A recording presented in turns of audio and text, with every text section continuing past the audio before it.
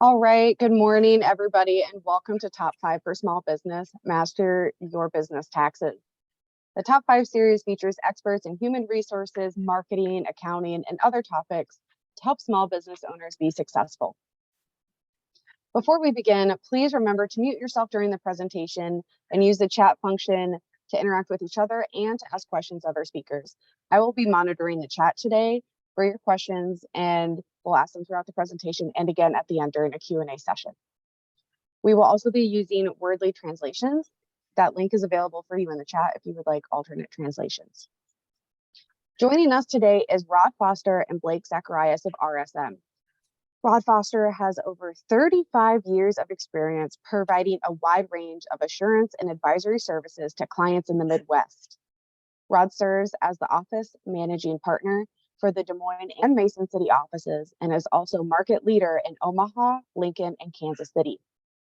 He is also a member of the firm's 8-state Central Region management team. Blake Zacharias has experience working with a variety of industries, but concentrates on serving middle market businesses and construction. Blake advises clients in corporate and personal taxation, tax planning, entity selection, organizational structure, and general business advisory services. Thank you both for being here today. Go ahead and take it away. Wow. Thank you, Emily, for that warm introduction, and thank you for having us today. Also, thanks to everyone who's joined this morning. We're looking forward to talking with you here for the next hour regarding one of our favorite topics, tax. Hey, and by the way, as you can tell from my intro, I'm an assurance person who actually identifies as a tax professional. So I saw a few of the names on here, Al, you included. So we need no heckling. Keep your questions legit. And Blake, I am certain will be able to answer them. Emily kind of already gave us a nice introduction, so we can skip over that. I'll just mention that, Rod's excited to be here. He didn't need to drink his coffee this morning. This was enough to get him going this morning. And then this is your last warning that you're being recorded. So we'll jump right into it. We fit our thoughts into 5 topics here for the presentation today, shown on the screen. We hope to save, 10 minutes or so at the end for questions or just a discussion. Anyone on the call can share, items they're coming across in their tax situation or anything they've heard from a friend that they want to discuss. We'll try to save some time to cover that. I would though, Emily, you did have a very good point. Some of these are going to hit them and they're going to be topical at the moment. Write their questions and then you monitor it. And if you find a good point to ask us, ask during the presentation so we can get some of those knocked out anyway. All right, so our first item here, just wanted to talk through, kind of where are we at with tax and, how did we get to this point and where are things headed over the next few years? So the last major overhaul of the taxation was the Tax Cuts and Jobs Act back, it would be the end of 2017, effective in 2018. So crazy to think we're already, 5 years into the latest overhaul here. And so just a few of the items I listed here were changes that took place during the Tax Cuts and Jobs Act. And in general, you'll see, we've got decreasing rates for corporations, decreasing rates for individuals, the introduction of the 20% deduction for businesses called the 199A deduction. And so this deduction is generally available for pass-through entities. So this would be your S Corps and partnerships who do business in the United States. Essentially, all businesses qualify except for certain service businesses are carved out. So that would be things like accountants, attorneys are not eligible for this deduction. Other items, so expanded accelerated depreciation. So when you purchase assets, you can expense them in the first year. And the lifetime estate exclusion was also expanded as well.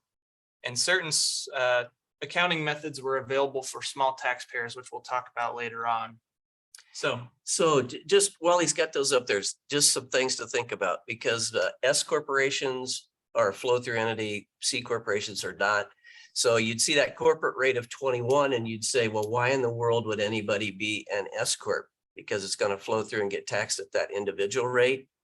But that third bullet down is really key.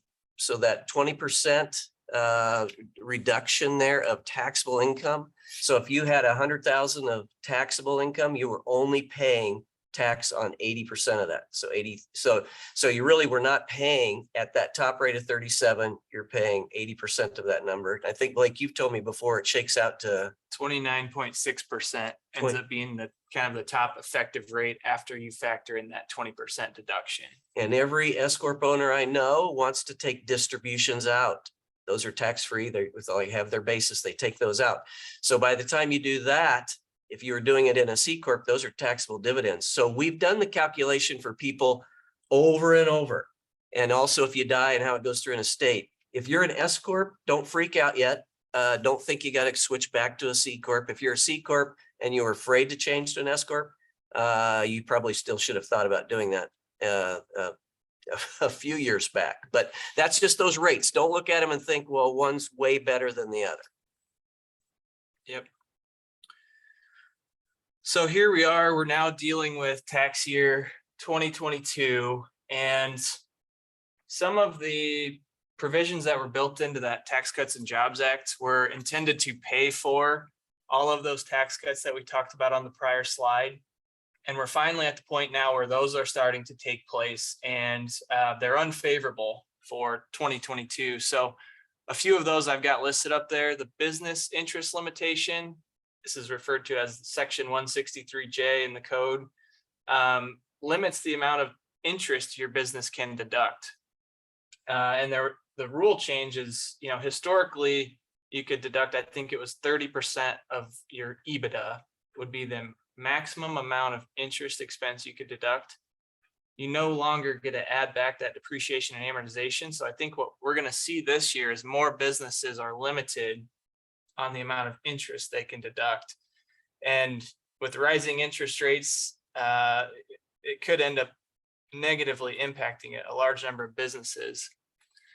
One thing I'll note on this as it relates to small businesses is generally if you have gross receipts under 27 million, that business interest limitation does not apply to you.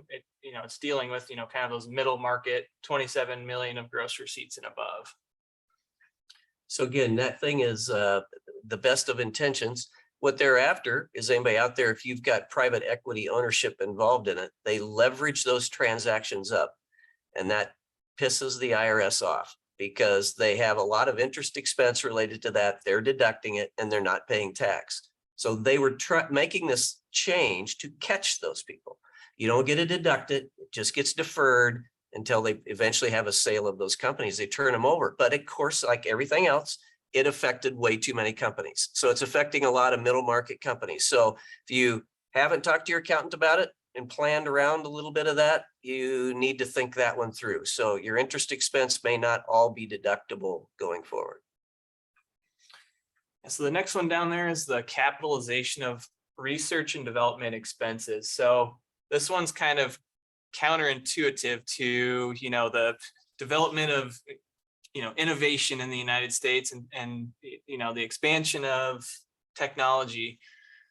Historically, when you had R&D expenses, you would just deduct those when they were incurred, similar to any other business expense that you have. That's research and development. Yep. And then 2022 and onward, you're required to capitalize those expenses, and you would spread that deduction over 5 years. So definitely an unfavorable change, especially for businesses that do a lot of research or are trying to innovate new products, or are, one that we commonly see is internally developed software is subject to this capitalization. So the reason people like to point it out to the IRS in the past was you could get a credit for that, for spending on R&D. So if in the past you were doing that, it's going to be pretty hard to now tell them that you don't have R&D expenses. So the people who are taking the R&D credit are now going to have to do this capitalization process. If you haven't busted out research and development on your returns in the past and you haven't tried to take a credit, well, then just probably keep doing that the same way. Don't worry about this, but it's going to catch a lot of people who tried to take the credit in the past. Yeah. And then the last one there, so 2022 is the last year of 100% bonus depreciation. 2023, that drops to 80%, and then it's a decrease of 20% each year thereafter until bonus is fully phased out. We do still have Section 179 expensing for equipment purchases, vehicles, but that has certain limitations that you can't always take it. So that's where we're at here in 2022. And then looking ahead to what would be 2026 or kind of the end of 2025, there are a number of key provisions that were in the Tax Cuts and Jobs Act that will be expiring.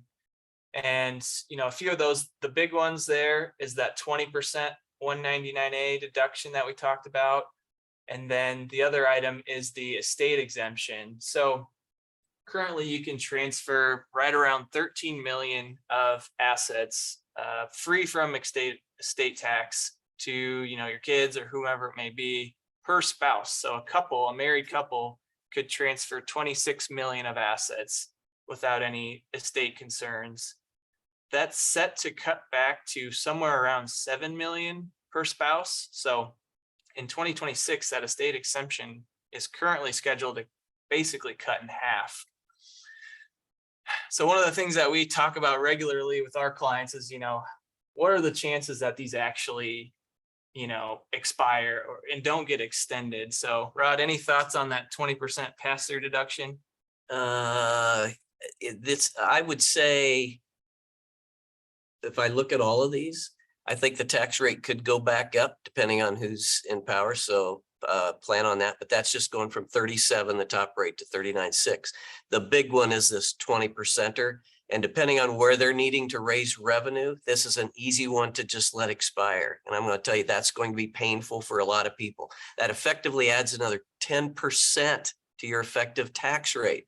So if you have a chance to talk to your representatives, you got a chance to talk to anybody. For small businesses, this is very important that you could continue to keep this one. So that's a biggie. The other one is I don't have a crystal ball, and I don't want to tell anybody that's got a $9 million estate that they don't have to worry because they're underneath the 13 million today. Because if that reverts back down to 6 or 7, they're going to feel pretty silly that they gave 45% of those $2 million to the government. So get your poop in a group. If on that one, on estate planning, before you get to the end of 25, if you are one of these people that has something of a personal estate over 7 million, let's say, but somewhere under the 13 million, it's really critical that you do your planning. You can get rid of everything. You can do a lot of planning, avoid the tax, but you got to do that before the end of 2025. So don't rush out this morning and do it, but you put some thought around that one. So that one worries me. And that loss of the 20%, I think if we all start throwing a fit about that one, we might be able to keep that. I don't hold much hope for the rates. So that's kind of where we're at and where we're headed with tax. So this next topic, what should I be thinking about? So what we're trying to do here is, put on our business owner hat and think through, maybe your tax situation today is fairly simple and you're not running into a lot of big issues. So we wanted to point out, maybe a few areas where, as your business changes or as you start to do different things, where can you run into trouble? Or what are some areas where, the tax considerations should be looked at? And so, as we look at businesses today, a lot of businesses are selling online. And, the areas to be concerned about there relates to states, state income tax, as well as sales tax. So, historically, years ago, you didn't really have to worry about other states unless you were physically in that state, whether you had employees or you had a location there. That was really the only thing that would create a filing requirement in those other states. Recently, so the Wayfair case you maybe have heard about kind of eliminated that physical presence requirement. And there's now what they call an economic nexus, where if you're doing business in other states, even if you're not physically there, if you're deriving benefit from those states, it may trigger a requirement to file income tax there. So for instance, you manufacture something here in Iowa, Blake, and they ship it to Kansas, okay? And they are doing that for a company that's actually based in Kansas City, Missouri. So the owner of the company is Missouri, you shipped it to their plant in Kansas, and you are based in Iowa. Is there any, you called it nexus, which is this apportionment issue here. Are any issues with that transaction? There potentially could be, yeah. And, you've kind of got to help your accountant out here to figure out where are you actually sending that inventory so that they can help you determine, have you crossed over that economic nexus threshold where you're doing enough business in that state that you now need to consider a filing requirement there. Yeah, so that's what we see is we ask for people to give us apportionment information. Where are your sales? And sometimes they'll give you information by where the company they invoiced is located, but it doesn't tell us where it was actually shipped. So the way the states are getting at this is they want to know if you're shipping stuff into their state, they don't care if you have employees, they don't care if you have a plant or physical location, you effectively are doing business in their state. States are getting very aggressive on that. And that's just on the income tax side. Also sales and use tax applies that same way, right? Right. Yeah. So you're essentially, if you're selling to somebody in California, it's your responsibility to collect and remit sales tax in California. And I know some of the online platforms, Shopify, or I think even Amazon may assist you in doing that. But if not, you've got to make sure you've got a good vendor in place to help you comply with that requirement, because it can get complicated pretty fast if you're selling all over the United States. So there's another thing that I see. The states go in, if they do an audit, they're going to look at this sales and use tax issue also. And it used to be if you got audited, they'd come up with something where you should pay use tax, not sales tax, because you didn't, but you're buying something. You buy it to use it in your operations and it came to you from out of state. And if that person did not charge sales tax to you, you are to remit to the state of Iowa use tax. And we see people all the time get hit with that. So all this state income, sales, use, if you're doing stuff in multiple states, let your accountant know and talk that issue through with them as to where are you really deriving benefit? Where are you shipping that stuff to? Not who did you invoice? The other item I've got listed there, so employees who can work from anywhere. So, maybe in the last 3 years, this has become more of a trend, with COVID and working from home, and then, the flexibility that companies are now offering. It's important to know where your employees are at. If you've got some employees that go down and work on the beach in Florida or California for 6 months a year, you potentially are required to withhold state income tax from their pay in those states. Alternatively, as we talked about, the physical presence and the nexus, if you've got employees that are physically located in other states, generally that's going to create a filing requirement in those states for your business or for you personally. So just be careful with this, know where your employees are at, and make sure, if employees are moving around all over, that you're complying with those requirements. Yeah, so picture that. You don't sell, you don't do anything with California, but you got 3 of your employees that because they could work remote are sitting in, I don't know, San Diego. You now have a presence in California. So one, if you're withholding Iowa's income tax from them, that was wrong. You have to do California withholding. They should be filing a California tax return, and you have to now file a California tax return. So actually, you do need to know where your employees are at. We do have a quick question. Yeah.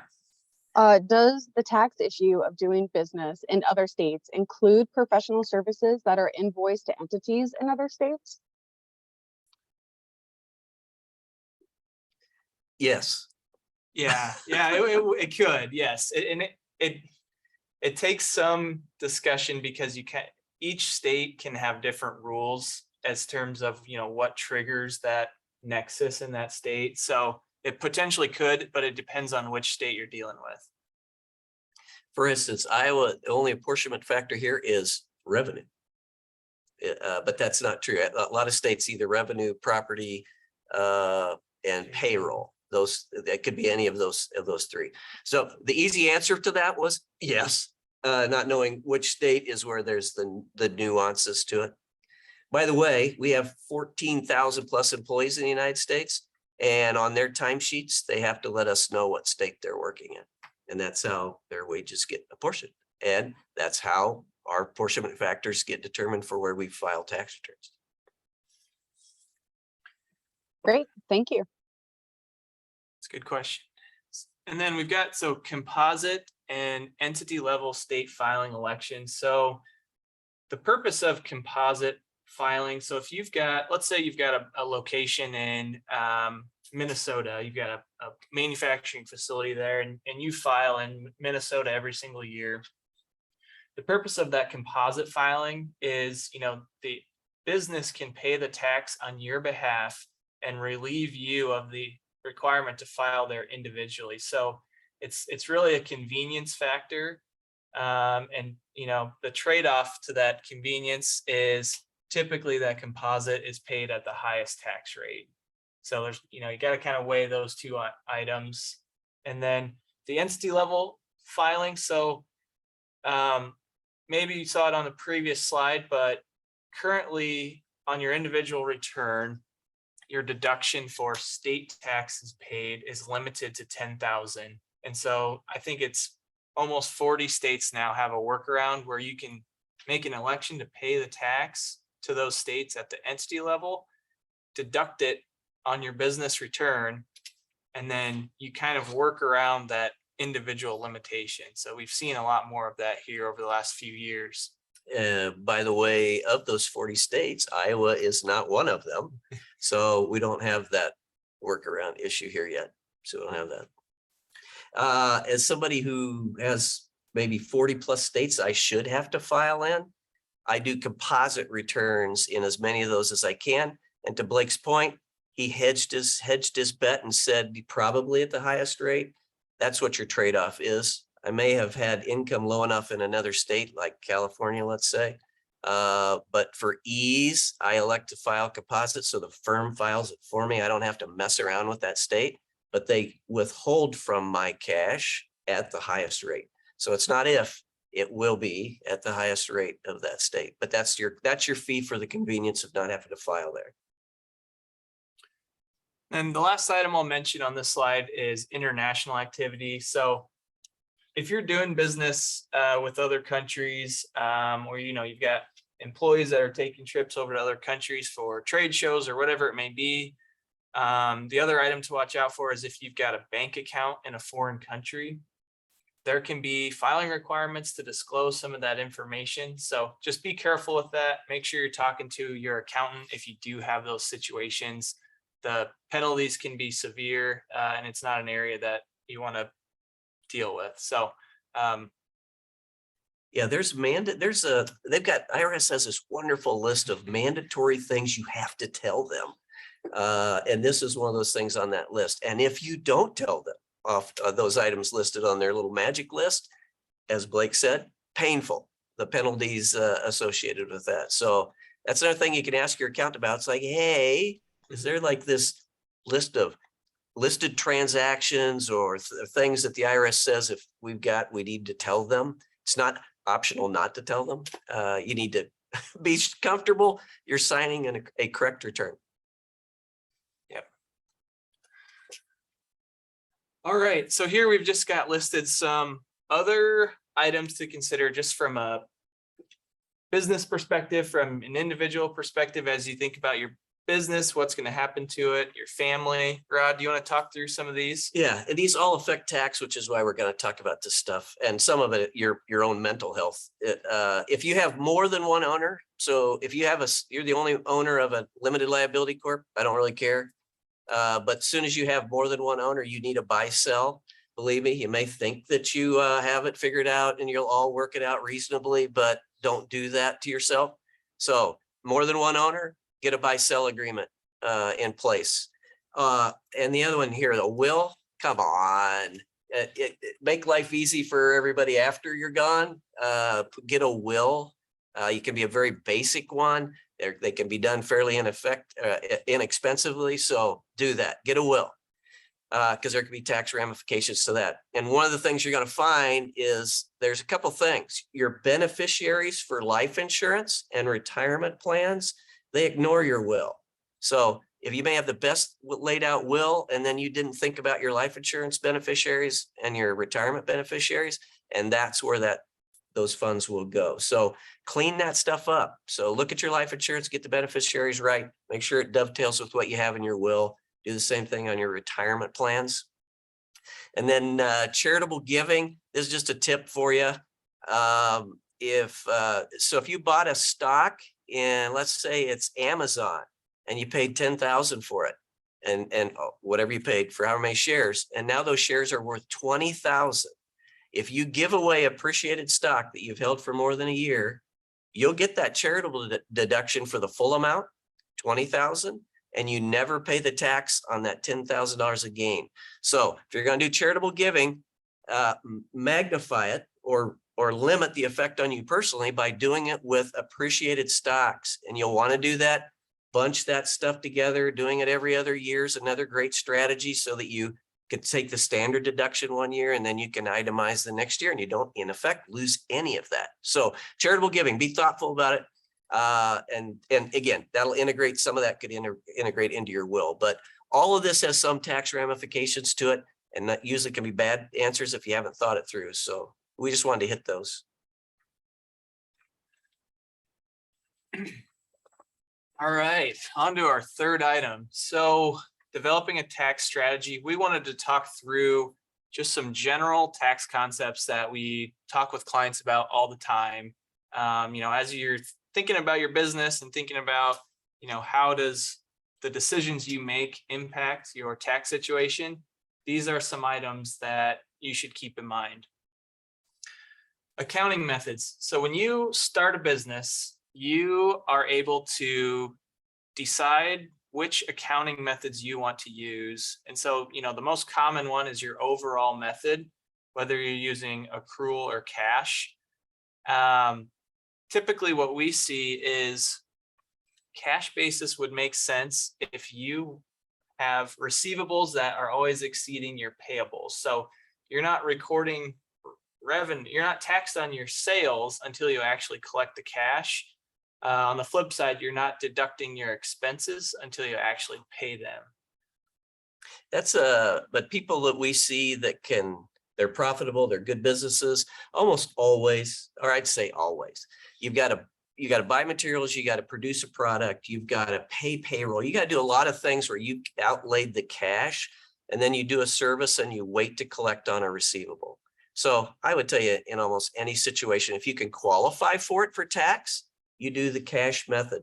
That doesn't mean you do your financial statements that way. You still do them for the bank. You still do them for yourselves on an accrual basis. So you really know how you did, but you want to pay the least amount of tax. So, but there's a certain type, I think you talked about real estate before, where it would almost be the flip. You're always getting your rents, but you may not have paid all the expenses. Yeah, so I see fairly common that a rental entity or a rental partnership would be on accrual basis. So, typically you don't really have much for receivables, but you would have accrued expenses like interest expense and accrued property taxes. So in a rental entity, typically you can kind of accelerate some of those expenses with really no impact on the income side. So accrual may make more sense for that type of business. So just a general rule, if you could qualify, try cash. for the purposes of a return cash method. And unless it is real estate related, then you need to probably stay accrual on those. So what's this? What do you got about inventory? Yeah, and then, so just one other item I'll mention on accrual and cash. So typically businesses that are eligible to use the cash method are businesses with gross receipts under 27 million, which I mentioned previously for another item. Also, if your business does not have any inventory, typically you can qualify for the cash method. So you can be a multi-billion-dollar service business and be on cash basis. Such as RSM. So we do $3 billion a year in revenue in the US, and we're a cash method taxpayer. You go, well, that's just insane. Well, that's what it is. So we have customers that clients that don't pay for a few weeks or maybe a couple months or something like that. So all of that income does not have to be recognized. So the only time that size issue comes into play of 27 million of revenue is if you have inventory. Right. If you don't have inventory, then there's no size limit on that. Right. So somebody asked a professional service question there before, so they may be in that boat. Yep. And then inventory I put on here. So again, for businesses with revenue of less than 27 million, if you don't have any reason to keep inventory on your financial statements, you can potentially deduct the inventory as you purchase it for tax purposes. So, if inventory is a very important part of your business and the bank needs to see it on your balance sheet and your financials, you may not go down this route. But if it's, supplies and things like that, aren't true inventory, potentially you can go down the road of expensing that inventory as you purchase it. Yeah, like for us, paper products, envelope, it's not crucial to what we do as a service business, but so we don't have what's called real inventory. Yep. All right, depreciation. This is a very popular topic among businesses. And so, a lot of times a question that we get at year end from a large portion of our clients is, what should we buy? Should we buy trucks before the end of the year? Should we buy equipment? We don't want to pay any tax this year. What should we buy? And, Rod, what do you typically discuss with clients? I love to tell them this. It's I never encourage anybody to spend $1 to save 40 cents. So unless you need it, you need something, then fine, buy it. And you'll get a great deduction for it. But to just say, I got to spend. Now, my exception to this, and I don't think there's probably anybody on the call that's a farmer, but farmers who are cash method, they can prepay the next year's seed, prepay fertilizer. So they do have an option to spend $1, save the 40 cents, because they would have spent that dollar anyway in the next, 2-3 months to put the crop in. But that's not true of everybody else. You don't need a new car every damn year because you think you're going to get some deduction off of that to then spend $1, save 40 cents. So don't do that. The other part of that is the IRS is onto you. So if you do buy a car every year, that means you got rid of the other one. They make you recapture that depreciation you took. So you got to bring it back into income. So you're just fooling yourself. So again, be thoughtful. Don't do anything silly to try and save tax and buy stuff you don't need. Yeah, exactly. And so just a quick example of that depreciation recapture. So if you bought a $100,000 truck, you drove it for a couple of years, you then traded it in and they gave you 70,000 for it. That 70,000 benefit that you got of that trade-in is going to be ordinary income on that recapture of that depreciation that you previously took. Yeah, it's a zero-sum game out there. The IRS has figured this stuff out. Another common item that comes up or that we discuss with clients is the whole concept of what is a credit versus what is a deduction. And so, a tax credit is something that you get dollar for dollar. So if somebody, if there's a credit out there worth $10,000, you're actually going to get $10,000 of actual benefit from that credit. Whoop, whoop. So credits are good. Credits are worth more than a deduction. A deduction on the other side of this has to be tax affected. So common example, go back to depreciation. If you bought a $40,000 piece of equipment, and it generated a $40,000 deduction for you, the true value of that benefit is 40,000 times your tax rate, which let's just say it's 30%. You know, it reduces your taxable income, not your actual tax like a credit would. Yeah, credits are good. So anything you're currently getting as credits, pay attention to those. And again, make sure you keep talking to your representatives. Be nice to keep the credits that we have.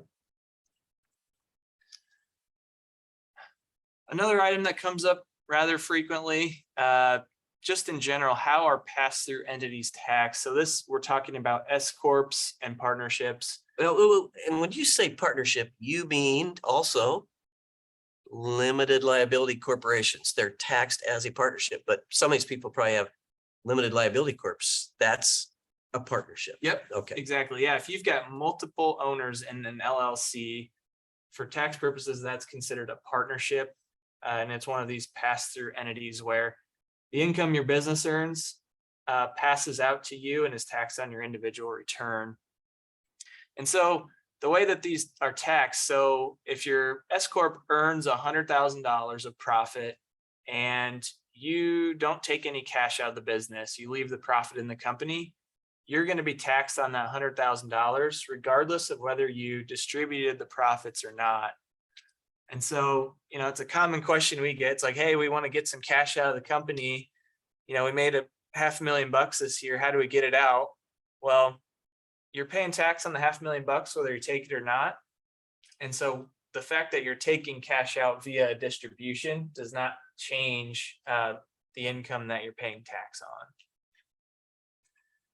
So if that $500,000, you make $500,000, you're going to pay, let's say, around $200,000 in tax. Every flow through entity owner I know says, well, I don't have 200 cash. You take a distribution out of the entity and pay the tax. So we're going to talk about basis, but in just that simple example, your basis went up by 500 because you made 500 of income.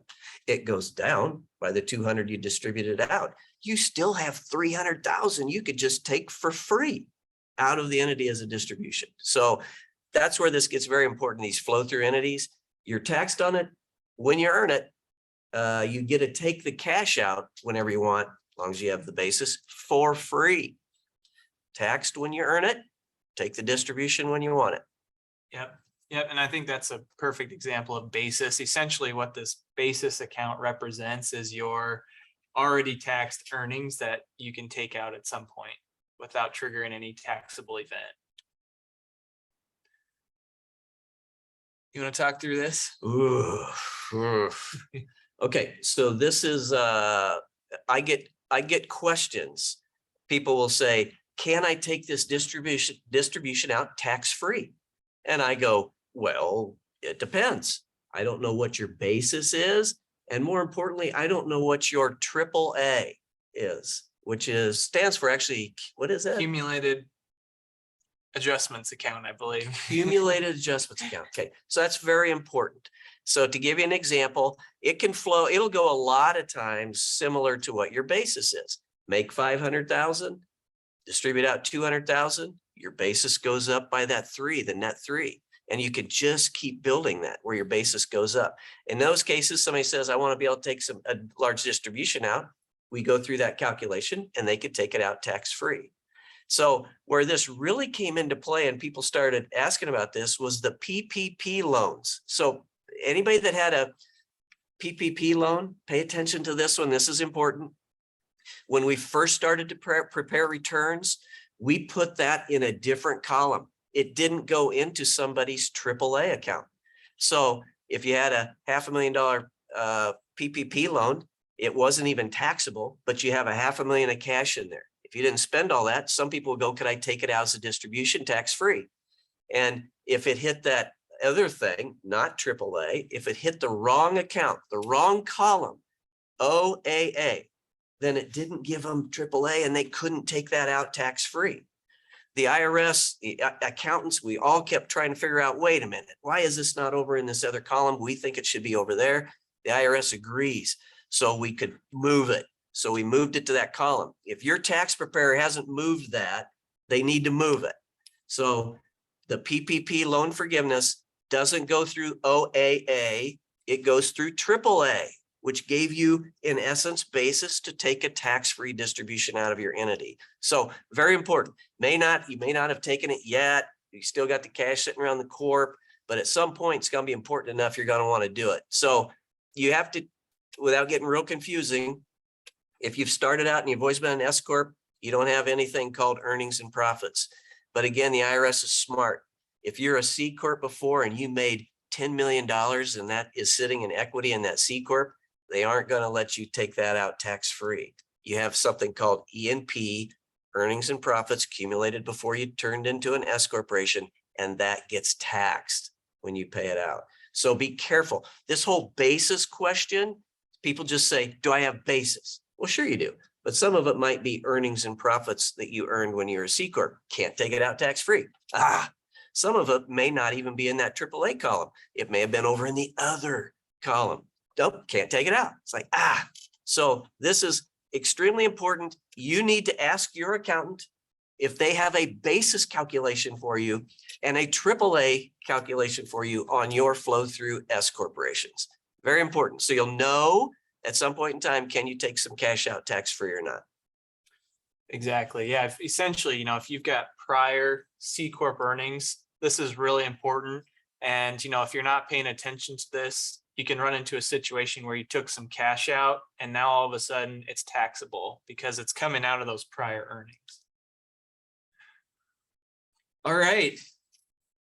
Oh, yeah. Okay, so what we're showing here, we're on to the next topic, hot topics in accounting. A big one right now is compensation. And so, with COVID and, changes in how employees want to be treated, changes in what motivates employees, this is really, really a hot topic. And what I've got on the screen here is it was a survey of employees of middle market businesses, and it was asking them, of all of the dozens of ways that you can be compensated or benefits that you can receive, what's critical to you and how does that compare to what you currently have? And we've identified a few with the yellow stars next to them that had the widest gap between what employees have and what they said were important for how they're compensated. Yeah, one of those, not a real shocker. They'd like to be paid above market. That was not a shocker to us. The other one's probably not really a shocker to me either. Oftentimes people will say they want to be an owner. They want to be an owner. And I go, great. You want to move yourself further down the food chain on how you'd get paid if something bad happens, because that's what happens. So the order of payout in a bankruptcy, secured creditors, let's say that's your bank, unsecured creditors, that's your vendors. And by the way, that is also your incentive compensation amounts owed to employees. And then the last people to get paid are owners. So I have people say they don't want to have an incentive comp plan. They don't want to have any deferred income sitting there because it's at risk. And I go, yeah, it's at less risk than being an equity owner. So oftentimes, to avoid a lot of frustration of variations in stock values and having minority owners in corporations, you got to figure out how to get them in and get them out. We try to steer people towards doing incentive compensation rather than actual equity. And you can make incentive compensation even provide a return to them, similar to what the real owners are getting through a phantom stock plan. But I will just tell you that oftentimes happens. So people will say, I want to be an owner. I go, well, let's think that through. Do you really want to be an owner? What you want to do is build value. Is what you're trying to do. So we can do that through an incentive compensation by doing these deferred type plans. So incentive compensation should always be thought about as current payouts. Those are bonuses or some sort of deferred element to it. So you need to write one thing down in this section. You're going to write down 409 with a capital A, 409 cap A. That is all the rules that you have to have for the IRS to have a compliant deferred compensation plan. If your plan isn't compliant with that, you've got problems. So 409 cap A. And again, if you're trying to incent and retain employees, you can do it with incentive compensation. It doesn't always have to be ownership. So the three real Options are, and one of them is pretty severe. You just give up your company into an ESOP. That's a pretty hot ownership transition option available today. And in a lot of situations, it's a great answer. And in other situations, it's a horrible answer. So you need to be thoughtful on these. I don't have a huge amount of time on that, but ESOPs, if you don't have established company with a predictable net income stream and with management in there capable of running it, if the current owners leave, don't do an ESOP. You need an ESOP to have predictable earnings. You need it to have a quality management team. You need it to have some sustainability. So you got to be careful with that. But the other thing I would say is if I was to talk to your key employees, oftentimes I can explain how an incentive compensation plan is more effective for them or just as effective than actual equity ownership and saves current owners a lot of headache. So then just a few final items here that, we're seeing a lot of or people are talking about in our industry. You may have heard Iowa went through a pretty substantial tax reform here. I think it was about a year ago now. The individual tax rates are decreasing starting in 2023 and onward. Eventually we'll end up down with a flat rate of just under 4%. So that was a good change.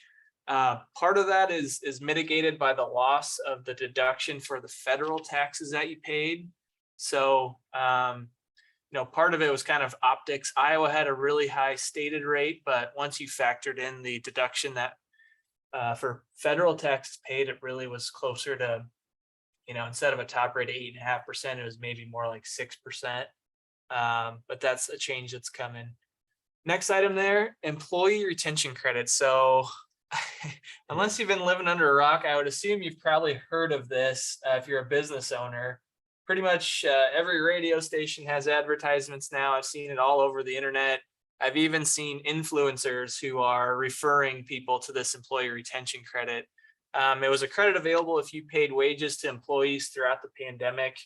In order to qualify, generally it takes a decrease in gross receipts for 2020 or 2021 as compared back to 2019. So if your sales went down in 2020 and 2021, you really should look at this and see if you qualify. There's another route to qualification that is, I would say, more risky, more gray, not nearly as clean cut as the gross receipts. And that is if your business had to shut down due to COVID. And that's, the regulations and IRS provide some guidance on what that means. But this is the area where, these other firms are charging a 25-30% contingent fee to get you to qualify. Be careful if somebody comes and approaches you and plans to offer a contingent fee to do this for you. A lot of risk, a lot of gray area around that.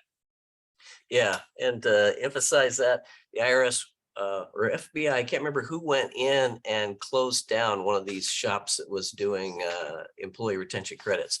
So Blake's right. There's a safe harbor method. That's the reduction of your revenues. If you qualify, absolutely you'll get it. Absolutely you'll get it. And the other one is we have to try and go, well, I have a supplier and they were in Ohio, and Ohio governor shut down manufacturing there for this period of time. You have to try and come up with some way to justify that you were shut down, because here in Iowa, we weren't shut down. So you got to be very careful on that one. All right, last item I'll mention is the Inflation Reduction Act. So a lot of the provisions in this were targeted towards companies in the billions. Within the act, though, were 30 or so energy credits we discussed earlier. Credits, much better than deductions. So wanted to list a few that may apply to the people on this call. Solar credit, that's back around for both businesses and for, if you have personal solar on your home. Another one that we're seeing more of is EV charging stations. So if you got electric vehicles and let's say you put a charging station in at your business, electric vehicle. Even house. Didn't I hear this right? You could even have a charger or system for your house, right? I believe so. And yes. still could qualify. So again, Yep. credit, dollar for dollar credits. Yep. Okay. And then there's also credits available if you put in some energy efficient improvements in your personal home, windows, doors, heat pumps, those types of things. All right. Our final topic, open discussion. We would like to hear from you. What questions do you have on what we talked about? What questions are you facing in your business? What tax questions did you hear from your neighbor? Yeah, love those. Bob down at the Casey's told you something about how you can save taxes. Do you guys want them to just shout it out or add it to the chat? Yeah, either Yeah, way. either way. Either way, all right. The floor is yours, guys. Any questions for our experts today?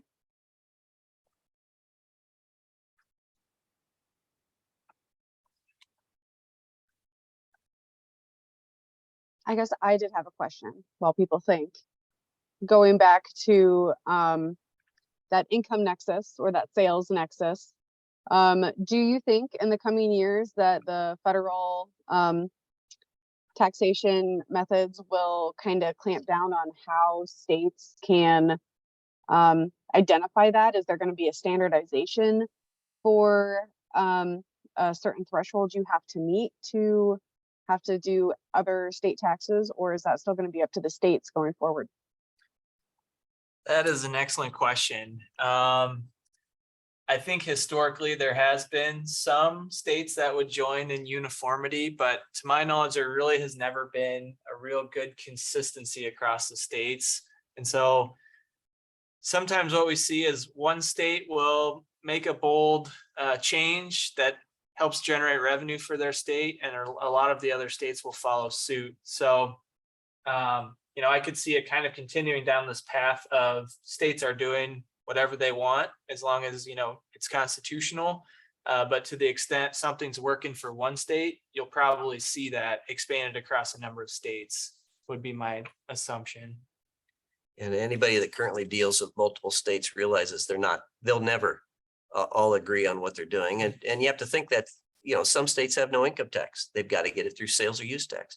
Other ones are trying to blend that two out. So property taxes is another issue. If you're in Nevada, it's on gaming and almost no taxes on individuals and things there. But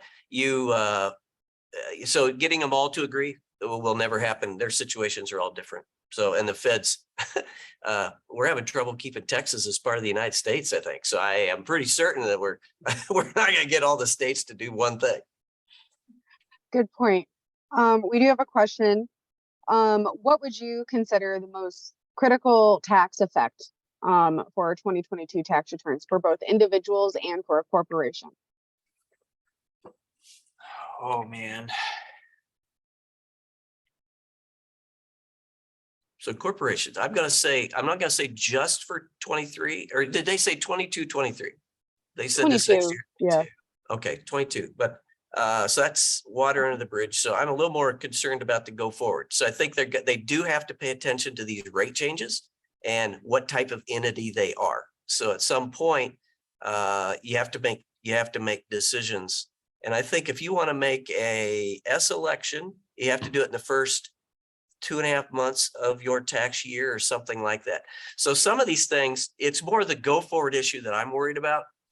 Read up on some of these things, think about them, talk to your actual tax accountant or return preparer, and make some decisions. And you do need to do them, probably some of them by March 15th. If you're going to do some things, counting method changes are the same way. Some of those are automatic. Some of them are not automatic. You got to think through how you want to approach those. So I'm a little more worried about that. 22, by the way, you can't do much. You're a cash method taxpayer, at least on the personal side. So that is what it is. But on the corp, is there anything they could still do that would retroactively help for 22? They can't go buy anything. They can't, Yeah. You could accrue bonuses and still pay those by March 15th. Yep. That could get you a deduction. Retirement plan contributions, not only make those by the original filing date of a return, or even when you actually file it. But if you extend that return, even if you file it earlier, you've extended the time to make that retirement plan contribution for employees clear out to like October. So retirement contributions and bonuses are ones you could probably get back into 22. Yeah. But otherwise, what we're seeing as the most critical items on 2022 that we're still working through with clients would be those R&D expenses, research and development, and then that business interest limitation. Understanding the impact of that. But that's going to be just an actual calculation and you're going to be stuck with it. But yeah, it's not that again, because those dollars are already spent. Fantastic. So for new business owners, if this was this last year was their very first year in business, what are some resources that they could access to reference for just basic needs or starting up besides accessing an accountant? Are there any podcasts or websites or books that you would recommend? Yeah, that is a question of two accountants, right? That's what that one was. What could you do and not use an account? You think about this for a minute, but I haven't explored that, thought about it. But if I was going to think about that, I would use Google. I would research, I would put in topics, types of things you think you have a concern about. I think your method elections, again, some method elections, once you've made them, you're stuck with them. And sometimes if you haven't made one, you in theory made one and you're stuck with whatever you did that first year. So I would be focusing on methods. I would be Googling and trying to figure that out. If you're not going to use an account, I'd start with that. You're gonna have to do some research and legwork, but I can't name one specific book, one specific article or site. Yeah, there are some good sources out there as well. I've also seen the Des Moines Partnership on prior posts. I think there was one about cash flow planning or something like that. So I know there's some good resources there within the Des Moines Partnership. Otherwise, yeah, like Rod said, Google's a great resource and there's forums out there. There's also, like, I know the Journal of Accountancy is a good site that has relevant tax and accounting articles that I've read myself. So see what you can find out there. Or go to an accountant. You could still do that. Awesome. Well, thank you so much, both of you, for being here today and giving us, the top 5 things about mastering our business taxes. For our attendees, our next top 5 for small business will be the keys to employee recruitment, retention, and creating a culture of people first. That will take place on Wednesday, April 26th, same time. And then you are also able to come to the 2023 Small Business Success Summit on Wednesday, March 22nd, and learn a lot more about your businesses. So thank you so much for being here, guys, and have a great day. Thanks, everybody. Thanks.